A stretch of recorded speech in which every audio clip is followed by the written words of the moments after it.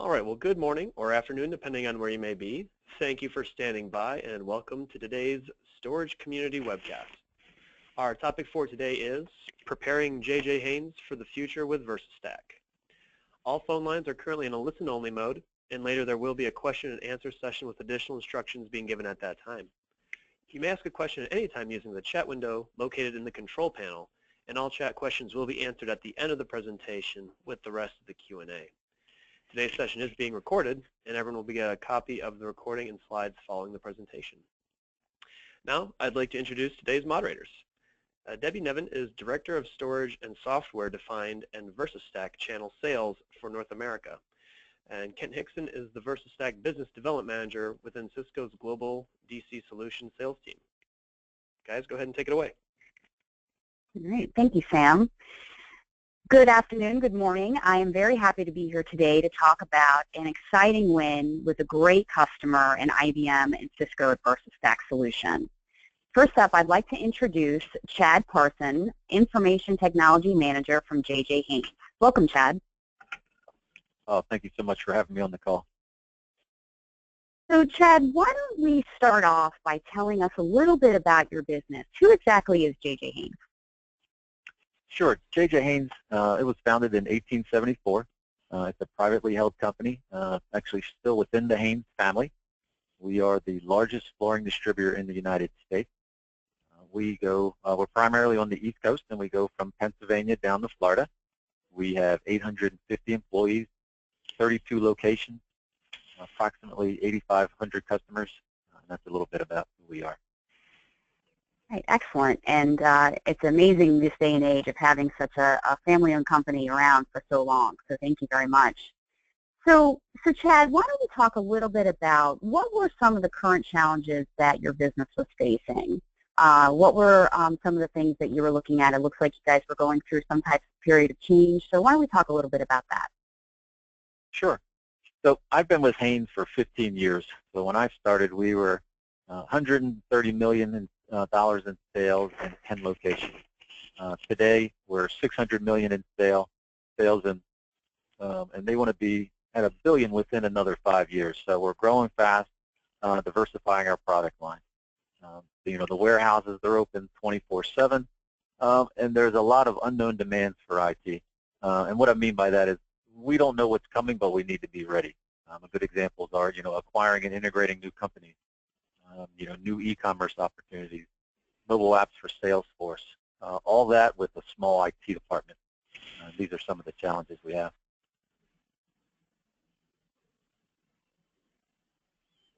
So Chad, as you're you talk about these challenges, you talk about the growth that you've experienced, which is impressive. So as you talk about having a small IT shop, as you're trying to address these IT needs, the challenges that you face, what led you to look at solution versus converged infrastructure versus standalone? Well, what we did was I created a business objective and then gave that objective to our partners and then have them provide the solution to us. So we looked at lots of different options, anywhere from, Dell and Compellent to, single servers to blade servers. And then once we saw the VersaStack solution, it really made sense. We could utilize the IBM V7000 SAN for shared storage, so we can slice some of it up for the AS400 side, and then the other side for the Intel side. We could also, with the V7000, it allowed us to cut our backup times down from 2 hours to 15 minutes. So that was really big for the warehouse people in the middle of the night. And then with the Cisco UCS, that was built for virtualization. It gives you, one easy to use management interface for provisioning and updates. Where prior to VersaStack, we had to outsource all of our firmware upgrades. Now we can just do it from one easy interface. That's great to hear, and you do have choices in converged infrastructure, and we appreciate you selecting VersaStack. It sounds like you hit on some of the bullets that make it unique among the converged infrastructures. Yeah, I mean, we looked at a lot of stuff. This was probably a 6-month process, And as we went through and labeling the pros and cons, everything kept coming back to VersaStack, and that's really how we made our decision. So Chad, how did your business partner, VSS, help you in choosing VersaStack as a solution? So VSS, we've worked with VSS for a long time, and they brought this solution to us. And it really made sense. I keep going back to that. One of those, in theory, it seemed like a great idea, but when they actually put it in place, it really did work the way they said it would work. We could utilize one SAN for shared storage. We still get to keep the the snapshot capability on the IBM side, but yet on the VMware side, with the Cisco piece of it. With their entire implementation, really came to light when when they came up with their project plan. I was expecting 60 to 90 days for implementation, and we signed a contract in October 13th, 2015. By November 20th, we had all the equipment in place. We had the VMware environment already migrated. By December 5th, we had the AS400 piece of it already migrated, and then we were up and running in VersaStack. So I mean, we were up and running on everything within 60 days. So it was really one of the best migrations I've ever had. That's impressive. You talk about the 60 days, and as I shared that in a previous chat, that's usually lead times for some product. So to be able to deliver that in that timeline is truly remarkable, and great to hear that VSS played such a critical role in making that a reality. Oh, absolutely. When we originally did the project, we had some basic pieces that we had to migrate over, the VMware side and the AS400 side. Once that was in place, then we could move on to phase 2, which was really move about 15 physical servers over to the VMware environment. So it was very easy to use, of course, with VMware, and since we already had the Cisco UCS, everything already set up, it was easy to move all of our email servers over. We had 2 or 3 BI servers that we moved over, and then we also put into place a proof of concept for virtual desktops that we partnered with VSS just to see, if it's a good fit for our warehouse. Chad, that's great to hear the business partner working in conjunction so well with you and making the usability and having this be so rapid and quick is really key and crucial. Absolutely, so, they played a pivotal role in this, in the entire process. Great, great. So why don't we then talk a little bit about, since we talked about the usability and the quickness of the implementation, why don't we talk a little bit about where are we now? So now that it's been implemented, you've got it up in production, what type of benefits has your business seen since going into production? The biggest place where we see it is in the IT department. So prior to VersaStack, with the equipment we had, if we wanted to do firmware upgrades or install a new blade, we actually outsourced all that just because we didn't have the technical capability in-house because there were so many bits and pieces that you had to know. So we outsourced all that. Now we have enough space in the Cisco UCS that, and the training and the capability that we could honestly just hop in a new blade and provision everything on our own. We don't need to outsource it. We can do everything in-house. The interface on the Cisco UCS is really that easy. So it's made our lives so much better that we can grow as we need it. We don't have to worry about getting outside help just to install a new blade or make do an update because it's just that easy, honestly. Chad, could you talk a bit about the management platform that you're using? Are you utilizing UCS Manager or UCS Director for VersaStack? We are. So prior to that, like I said, we didn't deal with any of the management piece just because we didn't have the in-house technical team. But with the Cisco that piece of it, we were able to train 2 of our engineers in here. One as a primary, one as a backup, and it's that easy. I mean, they go in, they provision what they need, they make any adjustments all from that one interface.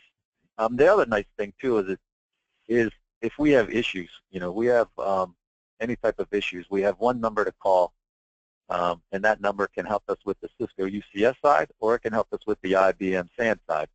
So there's no pointing fingers or hey, call this number. It's one number, and then they take care of everything, which really makes it nice. Yeah, I appreciate you pointing that out. That truly is a value to the customer. Quick question around the VersaStack. Do you have any external storage attached to it that you're utilizing as well? Just kind of dovetails to the management piece.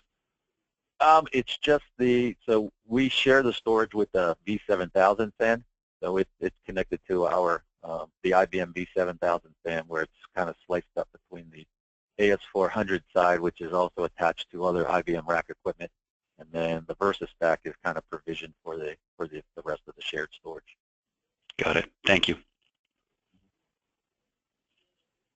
So you mentioned, Chad, a couple things. You are a small IT department, and so, having cost savings, having time savings, resource savings, et cetera, obviously it's got to be very critical to your business. Can you talk a little bit about some of that, where you saw yourself before the implementation and where you are now on those benefits? Sure. Prior to implementation, like I said before, it was all the equipment and the management of the equipment was outsourced. So if there was a problem, we'd have to contact, the vendor, deal with them. Sometimes they point us in a different direction. We'd have to go over there, contact that support. So it wasn't always that easy to resolve a problem. Now, of course, it's just one interface, and one number to call. The equipment in the rack, I mean, we reduced the rack by 75%. I mean, everything is really compact compared to what we had before. And then the other piece too is we can now resolve issues within the blade or within the entire infrastructure ourselves. I mean, within the Cisco UCS platform, you have all the alerts, everything's right there, and I keep going back to, one number to call. It's one number to help you out, where before we had, we went into 4 or 5 different directions before we resolve problems. So it's really definitely cut down on our problems or our time spent trying to resolve problems, because it is that much easier to go through and manage it now. Great. So Chad, I think simple, easy, quick, real benefits, which was a working directly with your business partner, Cisco and IBM, and now even in production with having the easeability of the one number to call for support. I think it's just a great story all around. Yeah, I really have to, applaud VSS. They really came to me with this solution. It almost seemed too good to be true, honestly, when I saw it on paper. But then once we went through a couple of demos and a couple other things, it really came to light that this was really definitely the way for JJ Haines to go. Because we provision for what we have, but yet we have enough capacity for growth, because we don't know what's coming next month or in 6 months, because if they acquire someone, then, we need to hurry up and ramp up resources, where now, we can do that on our own. We have the resources in place to add additional, CPU or RAM or anything like that, and we can do it. We don't need to outsource anyone, which is real nice.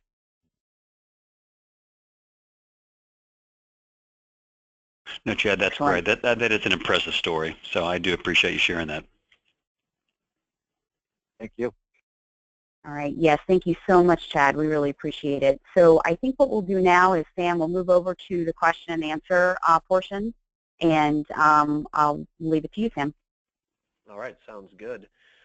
Just for anyone that joined after my introduction, if you would like to ask a question, you can do so using the chat window located in the lower right-hand corner of your screen. Some questions that kind of filtered in so far is, how many people were operating on this before the VersaStack implementation, and how many people are operating on it today? As far as IT, or are we talking about users? I believe users. Prior, Why it's don't we the look same at amount. both? Sure, both. Well, in IT, prior to that, we outsourced everything, so we didn't really touch anything or manage anything when it came to equipment. Now that we have the VersaStack, we have two people managing it. One is a primary and one is a backup. Excellent. And is there a specific growth strategy? I mean, do you plan to scale it up, and how large do you plan to scale it? We don't know, but what we did, just because we're not sure the way the business goes, and what I mean by that is if the executive committee has an opportunity to acquire somebody, they will. And then, of course, I don't know until they do that, so then I need to be ready. So right now we're fine where we are, but you never know. And I'll give you a good example. A year and a half ago, we were 450 employees. They acquired another company that was 350 employees, so we practically doubled overnight. So it was kind of hard for me to now all of a sudden come up with resources for two companies. So that's just one example. So I don't know if they're going to acquire a company that's $10 million in sales a year, or they're going to acquire somebody who's $200 million in sales. Either way, I just need to be able to prepare and be ready for it. Yeah, absolutely. How have your backup times been impacted after you implemented VersaStack? So backup times, it's pretty incredible. And what I mean by that is, so we run on an AS400. So what would happen is every night, of course, the AS400 has to go down to do some jobs. It has to run the backup with everyone out of the system. That usually takes an hour and a half to 2 hours.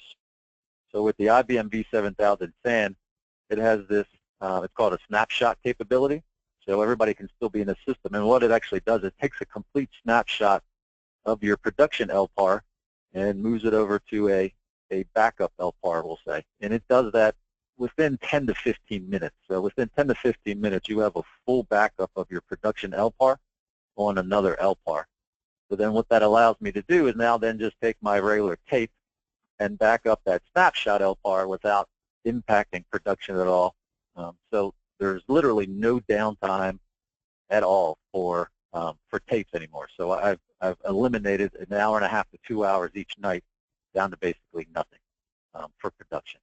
So what happens is my tape now backs up that snapshot LPAR, and now I have that on tape, and there's no impact to production. That's great.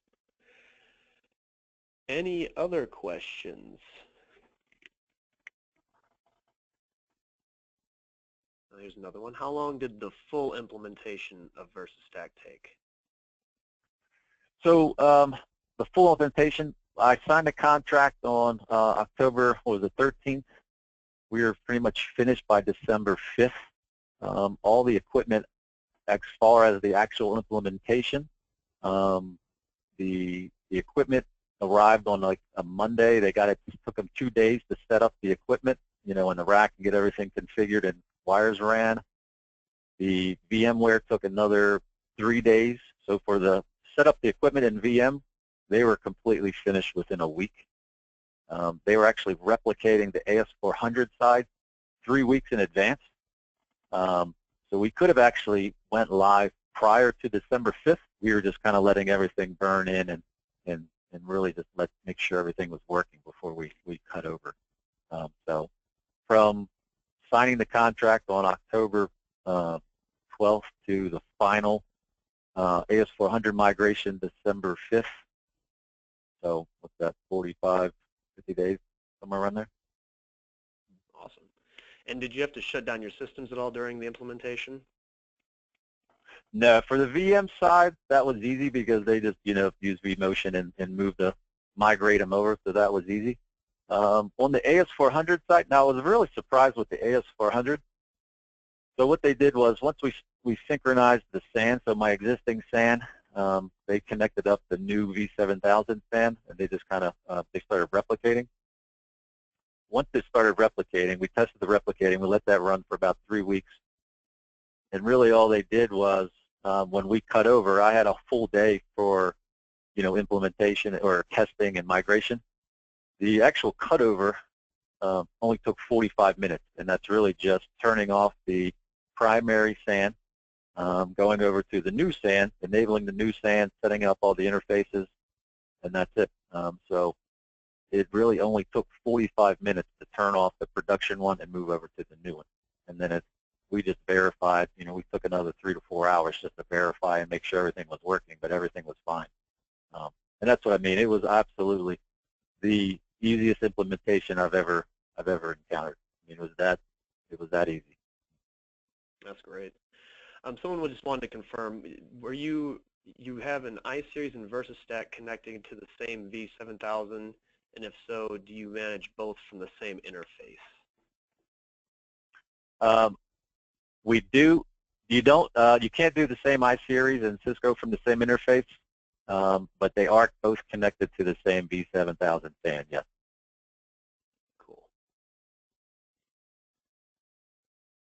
Well, I think that looks like all the questions we've had at this time. So